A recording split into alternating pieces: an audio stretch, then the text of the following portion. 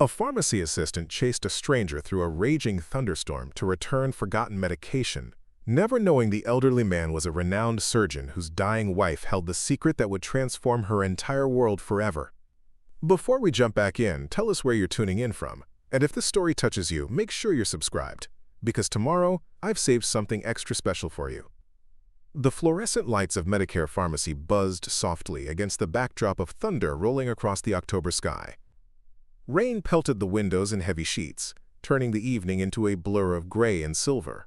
At 24, Maya Chen had worked behind the pharmacy counter for 3 years, long enough to recognize the regular customers by their prescriptions alone. She knew Mrs. Patterson's arthritis medication came every third Thursday, that young Tommy Rodriguez needed his inhaler refilled twice monthly, and that Mr. Williams always forgot to bring his insurance card. But she had never seen the elderly man who approached her counter that stormy Tuesday evening. He moved slowly, deliberately, his weathered hands gripping a crumpled prescription paper. Silver hair was combed neatly despite the wind outside, and his dark coat bore the dampness of someone who had hurried through the rain. There was something about his presence that commanded quiet respect, though Maya couldn't place what it was. "Good evening," she said warmly, accepting the prescription from his trembling fingers. "Nasty weather out there." The man nodded, his pale blue eyes distant. "Indeed. My wife, she needs these tonight. It's quite urgent." Maya glanced at the prescription. The medication was specialized, expensive, typically used for advanced cancer patients. Her heart softened as she recognized the weight behind his words. "Of course, sir. Let me get this ready for you right away. It'll just be about 15 minutes." She watched as he settled into one of the waiting chairs, his shoulders carrying a burden that went far beyond the storm raging outside. His hands shook slightly as he checked his phone, then returned to staring at the rain-streaked windows. Maya worked efficiently, her movements precise, despite the urgency she felt emanating from him. The man's name on the prescription was Dr. Robert Sterling. The address listed was in Hillcrest Manor, the affluent neighborhood on the east side of town, where Maya had never set foot. But something about him seemed familiar, though she couldn't recall where she might have encountered him before. As she prepared the medication, Maya noticed the careful way he counted the bills in his worn leather wallet, his fingers lingering over each one as if calculating something beyond the cost of the prescription. When she called his name, he approached the counter with the careful gait of someone trying to maintain dignity despite physical frailty. "Here you are, Dr. Sterling. That'll be $247. He handed her the exact amount in cash, no questions asked, no complaints about the price that made other customers balk. "Thank you, young lady. You've been very kind." The storm intensified as Dr. Sterling gathered his medication and headed toward the door. Maya watched him through the windows, hunched against the wind and rain as he made his way toward an older sedan parked under a broken streetlight. The car looked modest, nothing like what she expected someone from Hillcrest Manor to drive. 5 minutes after he left, Maya was organizing the counter when she spotted the small white bag tucked behind the computer monitor. Her stomach dropped as she realized what had happened. Dr. Sterling had been given a secondary medication, a pain management supplement that went with his primary prescription, and in the rush of the storm and his obvious distress, both of them had forgotten about it. The bag contained medication worth over $100, but more importantly, Maya knew from her training that cancer patients needed their full regimen without interruption. Missing even one dose could mean the difference between a peaceful night and hours of unbearable suffering. She grabbed the bag and rushed to the front windows. Dr. Sterling's car was just pulling out of the parking lot, his taillights disappearing into the curtain of rain. Maya's supervisor had already left for the day, and her colleague was busy with another customer. The pharmacy wouldn't close for another hour, but she couldn't let an elderly man go without medication his dying wife desperately needed. Without hesitation, Maya grabbed her raincoat and umbrella from behind the counter. She called out to her colleague, "Watch the front, I'll be right back," and pushed through the glass doors into the storm. The rain hit her like a wall of ice, soaking through her coat within seconds. Her umbrella was useless against the horizontal sheets of water driven by powerful winds. Maya squinted through the downpour, trying to spot Dr. Sterling's sedan among the blurred lights of evening traffic. She ran across the parking lot, her sneakers splashing through puddles that seemed to appear from nowhere. The medication bag was clutched tightly against her chest, protected by her coat as she searched desperately for any sign of the elderly man's car. The storm was getting worse, and visibility was dropping to mere feet. Maya reached the street corner just as she spotted the sedan stopped at a red light 3 blocks away. Without thinking, she began running down the sidewalk, her breath coming in sharp bursts as cold rain stung her face. The light turned green, and Dr. Sterling's car began moving again, but slowly, cautiously navigating the flooded streets. She ran harder, her legs burning as she tried to close the distance. Other pedestrians hurried past with their heads down, focused only on reaching shelter, but Maya pressed forward with singular determination. The elderly man needed this medication, and his wife was waiting for relief that wouldn't come without it. The sedan turned right onto Maple Street, heading toward the residential district. Maya knew a shortcut through the small park that connected the commercial area to the neighborhood beyond. She veered off the sidewalk, cutting across the grass that had turned to mud under the relentless rain. Her foot caught in a pothole hidden by standing water, and she stumbled forward, nearly dropping the precious medication. Maya regained her balance and continued running, now limping slightly but refusing to slow down. The park's streetlights flickered in the storm, casting eerie shadows that danced with each lightning flash. Thunder crashed overhead as Maya emerged from the park onto Maple Street. She could see Dr. Sterling's sedan ahead, moving slowly through the residential area. Her lungs burned and her legs felt heavy, but she pressed on, waving frantically whenever lightning illuminated the street. The car pulled into a driveway 4 houses ahead. Maya's heart leaped with relief as she saw Dr. Sterling stepping out of his sedan, moving carefully toward the front door of a modest 2-story house. She called out through the storm, but her voice was lost in the wind and rain. Maya reached the driveway just as Dr. Sterling was fitting his key into the front door. She was completely soaked, her hair plastered to her head and her coat dripping puddles onto the concrete. "Dr. Sterling!" she gasped, holding up the white bag. "Sir, your medication fell behind the counter." He turned around, his eyes widening in disbelief as he took in the sight of the young pharmacy assistant standing in his driveway, drenched from head to toe but smiling despite her exhaustion. "My dear girl," he said, his voice filled with wonder. "You ran through this storm for me?" Maya nodded, still catching her breath.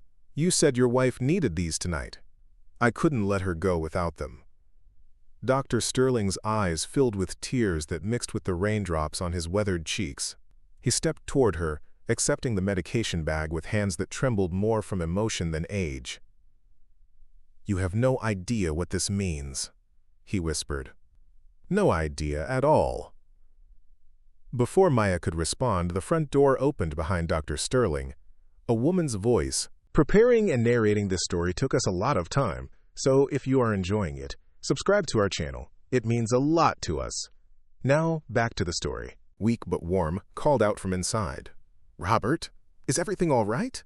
"Yes, darling," he called back. "Everything is perfect. We have an angel on our doorstep." Maya felt embarrassed by the praise. "It's just my job, sir, making sure people get what they need." Dr. Sterling shook his head slowly. "No, young lady. This is far more than a job. Please come inside. You're soaked to the bone, and I insist you warm up before heading back out in this weather." Maya hesitated. She needed to return to the pharmacy, and showing up at a customer's home felt like crossing a professional boundary. But the storm was intensifying, and the kind concern in Dr. Sterling's eyes reminded her of her own grandfather. "Just for a few minutes," she agreed. "Until the worst of this passes." Dr. Sterling led her through the front door into a cozy living room that surprised Maya with its modest furnishings. She had expected luxury based on the Hillcrest Manor address, but this felt more like a family home, where comfort mattered more than status. The woman who greeted them from the sofa took Maya's breath away. Despite being clearly ill, she possessed an elegance that seemed to illuminate the room. Her silver hair was arranged in a neat bun, and her green eyes sparkled with intelligence and warmth. She wore a soft blue sweater over pajama pants, and a colorful quilt was draped across her legs. "This is Maya," Dr. Sterling said, his voice filled with gratitude. "She chased me through the storm to bring your medication." The woman's face lit up with a smile that transformed her entire appearance. "Oh my goodness, you dear child. Look at you, you're absolutely drenched. Robert, get her a towel and some hot tea immediately." "Please, don't trouble yourself," Maya protested. "I just wanted to make sure you had everything you needed." "Nonsense," the woman said firmly. "I'm Eleanor Sterling, and any young person who would run through a thunderstorm for strangers is welcome in our home for as long as needed."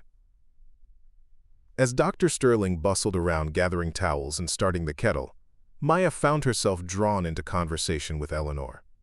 Despite her obvious illness, the older woman was vibrant and engaging, asking about Maya's work, her family, her dreams beyond the pharmacy counter. "I've been a pharmacist's wife for 40 years, Eleanor said with a chuckle. "I know how demanding that work can be, how much you all care about your patients even when they don't realize it." Maya paused, toweling her hair dry. "You're married to a pharmacist?" Eleanor's smile faltered slightly. "Oh dear, I think there's been some confusion. Robert isn't a pharmacist, sweetheart. He's a cardiac surgeon. Or rather, he was, until he retired last year to take care of me." The words hit Maya like another bolt of lightning. Dr. Robert Sterling. The name suddenly clicked into place, and she felt her knees go weak. Dr. Robert Sterling was one of the most renowned heart surgeons in the state, famous for pioneering techniques that had saved thousands of lives. His research had been featured in medical journals, and his work at Metropolitan General Hospital was legendary. And she had just watched him count out cash for his wife's medication like every dollar mattered. "Are you all right, dear?" Eleanor asked, noticing Maya's sudden pallor. Maya sat down heavily in the offered chair. "I'm sorry, I just realized who you are. Dr. Sterling, your reputation, your work at the hospital." Dr. Sterling returned with a steaming mug of tea, his expression suddenly guarded. "That's all in the past now. Eleanor is what matters." But Maya's mind was racing. She thought about the modest house, the older car, the way he had carefully counted his money. Something wasn't adding up, and as someone who had worked in pharmacy billing for years, she recognized the signs of financial strain when she saw them. "Dr. Sterling," she said carefully, "forgive me if this is inappropriate, but are you paying cash for Mrs. Sterling's medications because of insurance issues?" The silence that followed was heavy with unspoken truth. Eleanor reached for her husband's hand, and Maya saw the quick exchange of glances between them. "It's complicated," Dr. Sterling finally said. "Eleanor's treatment requires medications that aren't always covered. And the procedures, the specialists." He trailed off, his proud shoulders sagging slightly. Maya felt a surge of recognition. She had seen this before, families bankrupted by medical costs, people choosing between medication and mortgage payments, but she had never expected to see it happen to someone of Dr. Sterling's stature. "The house," Eleanor said quietly, "we sold our home in Hillcrest Manor 8 months ago. This is a rental. We've been liquidating everything to pay for treatment options that insurance won't cover." Dr. Sterling's jaw tightened. "I won't let money determine the quality of Eleanor's care. Whatever it takes, whatever we have to sacrifice, she deserves every chance to fight this." Maya sat in stunned silence, holding the warm mug between her hands. Here was a man who had dedicated his life to saving others, who had certainly earned enough over the years to live comfortably, now facing the same impossible choices she saw customers make every day at the pharmacy. "There might be programs," Maya said softly. "Patient assistance programs, manufacturer discounts. I work with insurance companies every day. I know there are options that people don't always hear about." Dr. Sterling shook his head. "We've explored everything. Our financial advisor, our insurance company, even social workers at the hospital. Eleanor's particular combination of treatments doesn't qualify for most programs." But Maya wasn't convinced. In her 3 years behind the pharmacy counter, she had become something of an expert at navigating the complex world of prescription assistance. She had helped dozens of customers find ways to afford their medications, often spending hours on hold with insurance companies or researching manufacturer programs. "Would you mind if I looked into it?" she asked. I don't want to overstep, but I've gotten pretty good at finding solutions that others miss. Eleanor's eyes brightened. Oh, would you? That's so kind, but we couldn't ask you to spend your time. You didn't ask, Maya said with a smile. I'm offering. It's what I do. The storm was beginning to subside outside, but Maya found herself reluctant to leave. There was something about this couple, about their quiet dignity in the face of overwhelming challenges, that resonated deeply with her. She thought about her own grandmother, who had fought cancer when Maya was in high school, and how helpless her family had felt navigating the medical system. I should get back to the pharmacy, she said eventually. But Dr. Sterling, would it be all right if I called you tomorrow? I'd like to review Mrs. Sterling's prescriptions and see what options might be available. Dr. Sterling walked her to the door, his gratitude evident in every gesture. Maya, I don't know how to thank you properly. What you did tonight, running through that storm, it's the kind of compassion I rarely see anymore. Maya pulled on her still damp coat. My grandmother used to say that we're all just walking each other home. Sometimes the path is longer than we expect. As she walked back through the now gentle rain toward the pharmacy, Maya couldn't stop thinking about the Sterlings. She had always known that medical costs could be devastating, but seeing it affect someone of Dr. Sterling's caliber drove home just how broken the system could be. Part 2. The next morning dawned clear and bright, as if the previous night's storm had washed the world clean. Maya arrived at Medicare Pharmacy 30 minutes early, her laptop bag slung over her shoulder and a fresh determination in her step.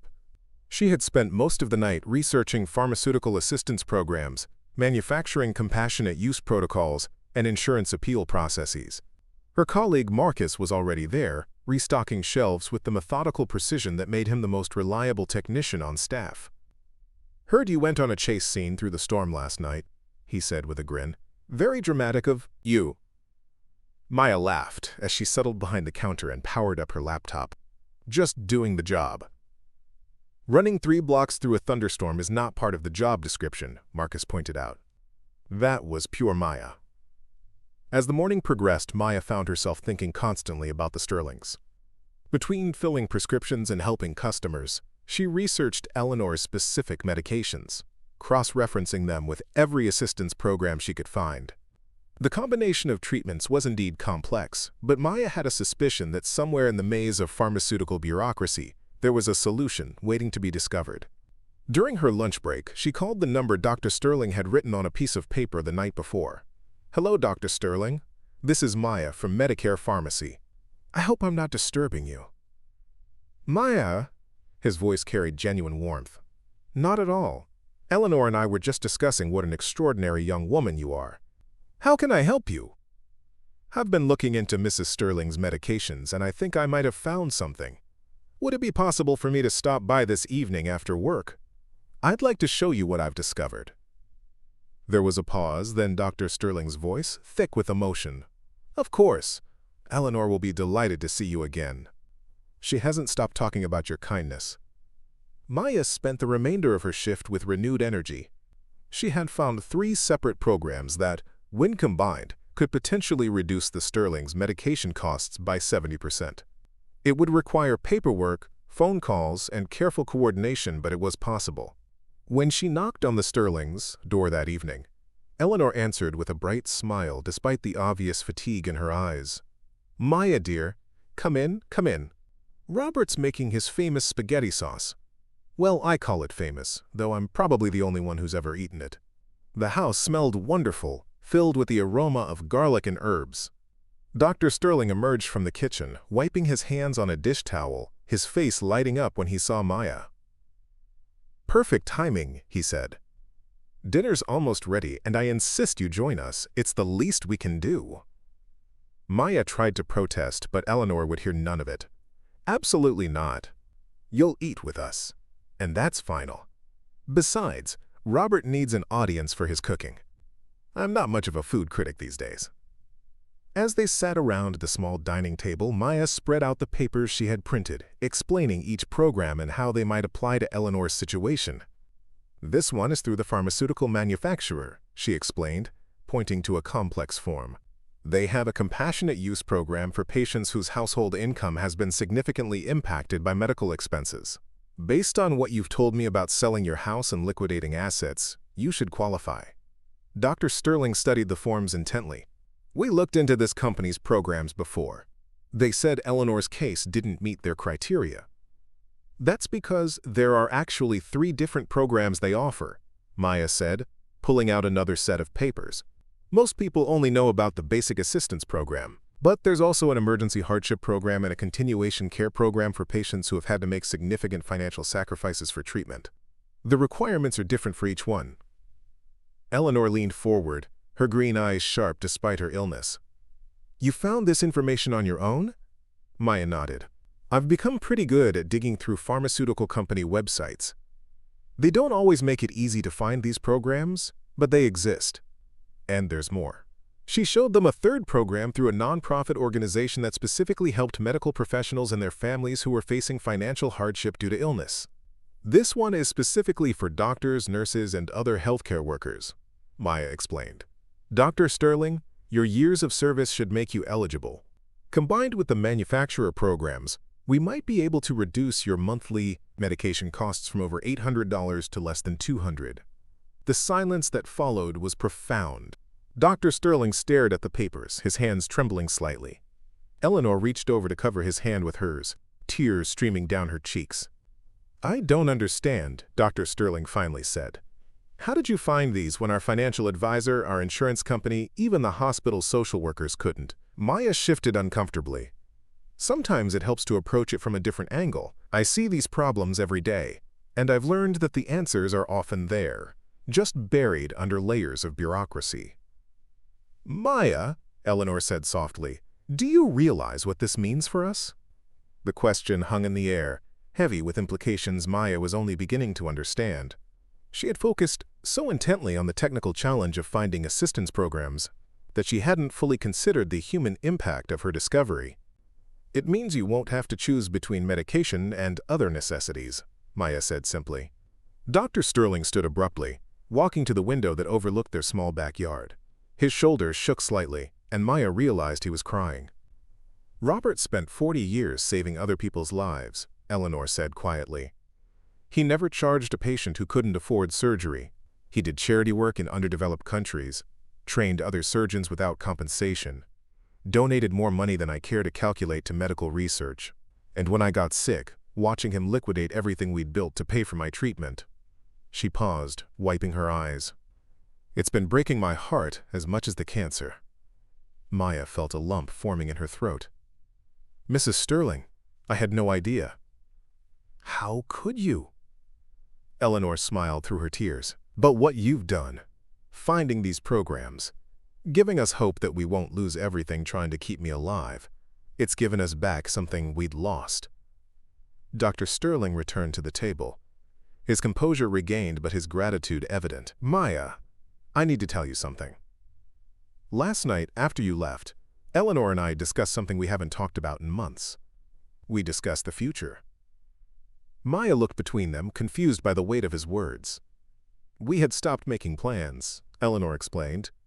When you're spending every penny on treatment, when you're watching your life's work disappear dollar by dollar, it becomes hard to imagine any kind of future beyond just surviving each day. But what you've shown us tonight, Dr. Sterling continued, the possibility that we might be able to afford Eleanor's treatment without destroying everything we've built, it means we can start thinking beyond just getting by. Maya felt overwhelmed by the magnitude of what she had stumbled into. What had started as a simple act of returning forgotten medication had evolved into something much more significant. There's something else, she said hesitantly. If these programs work out the way I think they will, you might even be able to afford some of the newer treatments that weren't options before. Eleanor's breath caught. What do you mean? Maya pulled out her phone, showing them research she had done that afternoon. There's a new immunotherapy protocol that's showing remarkable results for your specific type of cancer. It's expensive, but with the assistance programs covering your current medications, you might be able to reallocate funds toward this treatment. Dr. Sterling took the phone, reading intently. As a medical professional, He could understand the technical details in a way that most patients couldn't. His eyes grew wide as he absorbed the information. "Eleanor," he said, his voice barely above a whisper. "This treatment, the success rates they're showing. What is it, Robert?" He looked up at his wife, then at Maya, his face a mixture of hope and disbelief. "These aren't just maintenance treatments. These are potentially curative." The words hung in the air like a prayer. Maya watched as the full implications of what she had discovered began to dawn on the couple. She had not just found a way to make their current situation more manageable. She had potentially opened a door to treatments that could save Eleanor's life. "I should let you two process this," Maya said, beginning to gather her papers. "These are big decisions, and you need time to think through everything." "Wait," Eleanor said, reaching out to touch Maya's arm. "Before you go, I need to ask you something." Maya settled back in her chair. "Why are you doing this?" Eleanor asked. "You returned Robert's medication out of kindness, but what you've done tonight, this is hours of research, professional expertise. You barely know us." Maya considered the question seriously. She thought about her grandmother, about the customers she saw every day at the pharmacy, about the way Dr. Sterling had counted his money so carefully the night before. "My grandmother died when I was 19, she said finally. "Cancer, like yours. We had good insurance, but there were still so many costs, so many complications. I watched my parents stress about money when they should have been focused on spending time with her. I swore then that if I ever had the chance to help someone avoid that kind of additional suffering, I would." Eleanor nodded slowly. "And here we are." "Here we are," Maya agreed. "But Mrs. Sterling, there's something you should know. I'm not doing this just for you. Working at the pharmacy, I see people struggle with medication costs every day. Most of the time, I can help a little here and there, but this situation, finding these programs that could make such a dramatic difference, it's teaching me things I can use to help other patients too." Dr. Sterling leaned forward. "You mean you're thinking of this as more than just our case?" Maya nodded. "If these programs exist for you, they exist for other people too. People who probably don't know about them, just like you didn't know about them. What I'm learning from your situation could help dozens of other patients." The conversation continued late into the evening, but eventually Maya knew she needed to leave. As Dr. Sterling walked her to the door, he paused with his hand on the doorknob. "Maya, I've been thinking about something all evening. You mentioned that you've been working at the pharmacy for 3 years. That's right. And you clearly have a talent for navigating medical bureaucracy that goes far beyond what most people in your position develop." Maya shrugged. "I just pay attention to details." "It's more than that," Dr. Sterling said seriously. "What you did tonight, the research, the way you explained complex programs in terms we could understand, the strategic thinking about combining multiple assistance sources, these are advanced skills." "I'm not sure what you're getting at." Dr. Sterling smiled. "I'm getting at the fact that you might be working below your potential. Have you ever considered going back to school, studying healthcare administration, or pharmaceutical sciences, or even pre-med?" Maya laughed. "Dr. Sterling, I barely finished my associate degree. Medical school is for people like you, not people like me." "People like me?" His expression grew serious. "Maya, my father was a mechanic. My mother cleaned houses. I got where I am through hard work, determination, and people who believed in me when I didn't believe in myself." Maya stared at him, unsure how to respond. "What I'm saying," he continued, "is that you have a gift for this work. You understand how to help people navigate systems that are designed to be confusing and overwhelming. That's a rare and valuable skill, and you're using it at a level far beyond what your current position requires." As Maya walked home through the quiet neighborhood, Dr. Sterling's words echoed in her mind. She had always assumed her work at the pharmacy was temporary, something to pay the bills while she figured out what she really wanted to do with her life. The idea that it might actually be pointing toward something greater had never occurred to her. But more immediately, she had a stack of forms to help the Sterlings complete. phone calls to make to various assistance programs, and the satisfaction of knowing that her simple act of returning forgotten medication had blossomed into something that might save a woman's life. Part 3. The next 2 weeks passed in a blur of phone calls, paperwork, and cautious optimism. Maya found herself arriving at work early and staying late, using every spare moment to navigate the complex web of pharmaceutical assistance programs on the Sterling's behalf. Her supervisor noticed her increased dedication but attributed it to general job satisfaction rather than a specific case. Each evening after work, Maya would call the Sterlings with updates. Dr. Sterling had taken over much of the administrative work, his medical background helping him understand the technical requirements of various programs. But Maya's knowledge of the pharmaceutical industry proved invaluable in strategizing their applications. The manufacturer program approved us for the primary medication. Dr. Sterling reported during one of their evening calls. 75% reduction in cost. That's wonderful, Maya said, checking items off her list. What about the nonprofit healthcare workers fund? Still pending, but the initial review looks promising. Maya, I can't tell you what this means to us. You don't have to, Maya replied. How is Mrs. Sterling feeling? Better, actually. I think having hope again has been as therapeutic as the medication. It was true. When Maya visited the Sterlings on weekends to help with paperwork, she could see the difference in Eleanor's demeanor. The woman who had looked so frail and defeated 2 weeks earlier now had color in her cheeks and a spark in her eyes that spoke of renewed fight. Maya, dear, Eleanor said during one of these visits, I've been thinking about what Robert said, about you considering going back to school. Maya looked up from the insurance forms they were reviewing. Mrs. Sterling, I appreciate the encouragement, but medical school is a huge commitment. I'm not sure I'm ready for something like that. Who said anything about medical school? Eleanor smiled. There are many ways to help people in healthcare. Robert and I have been discussing some possibilities. Dr. Sterling emerged from the kitchen carrying a tray of tea and cookies. Eleanor's right. We've been thinking about your skill set, your obvious passion for helping patients navigate these systems. Have you heard of healthcare advocacy? Maya shook her head. It's a growing field, Dr. Sterling explained. Healthcare advocates work with patients and families to help them understand their options, navigate insurance systems, find resources, coordinate care. Everything you've been doing for us, basically, but as a profession. There are certification programs, Eleanor added. Some colleges offer degrees in healthcare administration with an advocacy focus. You could start part-time while continuing to work at the pharmacy.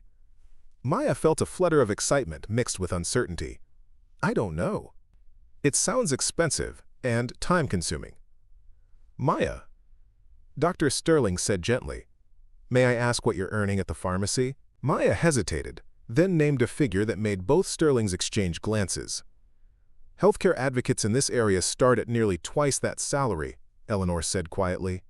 Experienced advocates can earn considerably more.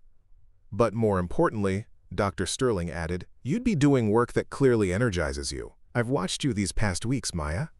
When you're researching assistance programs, making calls to insurance companies, figuring out how to help people access care they need, you come alive in a way I don't see when you're just filling routine prescriptions. Maya sat quietly, processing their words. It was true that she had found unexpected satisfaction in the detective work required to unlock the Sterling's assistance programs. She had always been good at problem-solving, at finding solutions others missed, but she had never considered it might be more than just a useful skill. There's something else, Eleanor said, her voice taking on a more serious tone. Maya, what you've done for us, finding these programs, it's given us back our future. But there's a part of that future we'd like to share with you. Maya looked between them, confused. Dr. Sterling leaned forward. We've decided to establish a fund, a non-profit organization focused on helping medical professionals and their families who face financial hardship due to illness. We want to call it the Sterling Foundation for Healthcare Heroes. That's wonderful, Maya said, still not understanding where this was leading. We want you to run it, Eleanor said simply. Maya's teacup clattered against the saucer as she set it down abruptly. What? Think about it, Dr. Sterling said, his enthusiasm growing as he spoke. You've demonstrated exactly the skills this kind of organization needs. You understand both the medical side and the administrative side. You can research programs, coordinate benefits, work with pharmaceutical companies and insurance providers. Most importantly, you understand what it feels like to watch someone you care about struggle with these systems. But I don't have any experience running a nonprofit, Maya protested. Experience can be learned, Eleanor said. Passion and natural ability cannot be taught. You have both. Maya's mind was reeling. A few weeks ago, she had been a pharmacy technician living paycheck to paycheck. Her biggest concern making sure customers got the right medications. Now these people were talking about offering her the chance to run a foundation, to make the kind of difference she had never imagined possible. This is too much, she said finally. You barely know me. We know enough, Dr. Sterling said firmly. We know you ran through a thunderstorm to help a stranger. We know you spent your own time researching assistance programs for people you had just met. We know you found solutions that trained professionals had missed. Most importantly, we know that when you discovered you could help us, you didn't ask what was in it for you. You just helped. Eleanor reached over and took Maya's hands in hers. Maya, dear, I don't know how long I have left. The new treatments you helped us find access to are promising, but there are no guarantees. What I do know is that I want whatever time I have remaining to matter. I want to know that other families won't have to face what Robert and I have faced these past months. The foundation would start small, Dr. Sterling added. We're not talking about you quitting your job tomorrow and jumping into the deep end. We'd begin by helping you get the education and certifications you'd need to be effective in this role. You could start part-time, learn as you go, prove to yourself that this is something you want to pursue. Maya looked around the modest living room where this conversation was taking place, thinking about how much her life had changed since that stormy night 2 weeks ago. The Sterlings were offering her an opportunity that felt both terrifying and exactly right. Can I think about it? She asked. Of course, Eleanor said. But don't think too long. Life has a way of moving faster than we expect. As Maya walked home that evening, she found herself imagining what it would be like to spend her days helping people the way she had helped the Sterlings. She thought about all the customers she had watched struggle with medication costs, insurance denials, confusing paperwork. She thought about her grandmother, about how different things might have been if someone like a healthcare advocate had been available to help navigate the system. By the time she reached her apartment, Maya had made her decision. The next morning, she called Dr. Sterling before heading to work. I want to do it, she said without preamble. I want to learn how to run the foundation. The silence on the other end of the line stretched long enough that Maya began to worry the connection had been lost. Dr. Sterling? Are you there? I'm here, he said, his voice thick with emotion. Eleanor's here too. We're both here.